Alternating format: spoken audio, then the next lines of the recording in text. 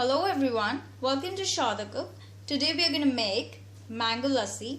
As it's summer season, it's a really great drink during summertime. It's very healthy and really easy to make. It's very popular in India. So you just require a few ingredients and your mango lassi will be ready. So let's see what we need for this. 1 mango chopped, 1.5 cup of yogurt, 5 teaspoons of sugar or as required, and some pistachios for garnishing. This is optional. So to prepare this, we are going to take yogurt, mangoes, sugar, and now all you need to do is just blend it until smooth. Now to this we are adding some crushed ice to make it more chilled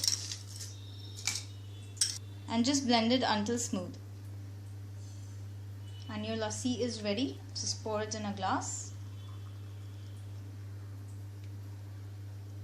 Got a nice thick consistency. So there you go, your mango lassi is ready. It has got a very nice color, a very nice thick consistency, and it's really yummy. And as you can see, it's very healthy.